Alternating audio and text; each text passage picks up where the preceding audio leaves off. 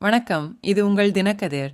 தெய்வானைச் சேர்ந்த ஹாங் ஊ industrial group Ranipet பனப்பாக்கத்தில் உள்ள சிப்காட் தொழில் பூங்காவில் தோல் அல்லாத பாதனைகள் தயாரிக்கும் வசதியை தொடங்க உள்ளது. 2026 ஜனவரியில் செயல்படத் தொடங்கும் என எதிர்பார்க்கப்படும் 1500 கோடி ரூபாய் திட்டத்திற்கு முதல்வர் ஸ்டாலின் கிட்டத்தட்ட அடிக்கல் நாட்டினார். கிராண்ட் அட்லாண்டியா ஹாங் ஊ இந்தியா திட்டம் எனப்படும் இந்த திட்டம் தோல் அல்லாத மற்றும் தடகள உற்பத்தியில் முதன்மையாக கவனம் செலுத்தும். அதே வேளையில் 85% பணியாளர்கள் பெண்களுக்கு 25,000 வேலைகளை உருவாக்கும். இந்தியாவின் காலணிகளின் தலைநகராக தமிழகம் முன்னேறி வருவதை முதல்வர் ஸ்டாலின் வலியுறுத்தினார். இதன் மூலம் பெரம்பலூர், விழுப்புரம், கள்ளக்குறிச்சி, அரியலூர், ராணிப்பேட்டை போன்ற மாவட்டங்களில் 86,150 வேலைவாய்ப்புகள் உருவாக்கப்பட்டுள்ளன. இந்த முதலீடுகளின் உள்ளடக்கிய தன்மையையும் அவர் குறிப்பிட்டார். இது மாநிலத்தில் இளம் பெண்களுக்கு குறிப்பிடத்தக்க வகையில் பயனளிக்கிறது. தோல் அல்லாத தடகள பாதனைகளின் உலகின் 2வது பெரிய உற்பத்தியாளரான ஹாங் ஊ ஆண்டுதோறும் சுமார் 200 மில்லியன் ஜோடி விளையாட்டு காலணிகளை உற்பத்தி செய்து 3 பில்லியன் ரூபாய் வருவாய் ஈட்டுகிறது.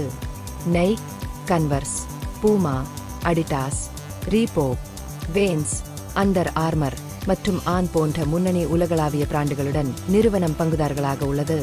குழுவின் தமிழ்நாட்டின் நுழைவு மாநிலத்தின் தொழில்துறை வளர்ச்சியில் ஒரு குறிப்பிடத்தக்க மைல்கல்லை பிரதிநிதித்துவப்படுத்துகிறது மற்றும் உலகளாவிய முதலீடுகளுக்கான விருப்பமான இடமாக அதன் நற்பெயரை வலுப்படுத்துகிறது.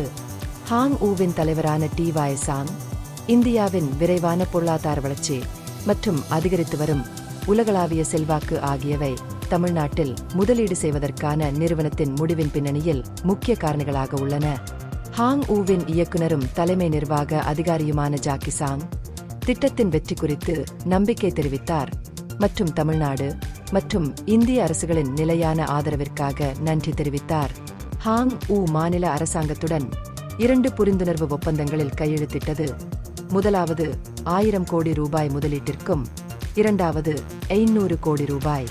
தொழில்துறை அமைச்சர் டி.ஆர்.பி. ராஜா, திராவிட மாதிரியின் உள்ளடக்கிய வளர்ச்சிக்கு, குறிப்பாக பெண்கள் மற்றும் உள்ளூர் சமூகங்களுக்கு அதிகாரம் அளிப்பதில் இந்த திட்டம் ஒரு சான்றாகும். உலகளாவிய காலனி மையமாக தமிழ்நாட்டின் நிலைப்பாட்டை அவர் மீண்டும் வலியுறுத்தினார் மற்றும் ராணிப்பேட்டை மற்றும் பெரம்பலூர் போன்ற பகுதிகளில் தொழில் வளர்ச்சியை வளர்ப்பதில் மாநிலத்தின் உறுதிப்பாட்டை வலியுறுத்தினார். வேலை வாய்ப்பு உருவாக்கம் மற்றும் அனைவரையும் உள்ளடக்கிய வளர்ச்சியை நோக்கிய தமிழகத்தின் பயணத்தில் இத்திட்டம் மற்றொரு படி முன்னேறியுள்ளது. இது உங்கள் தினக்கதிர். நன்றி.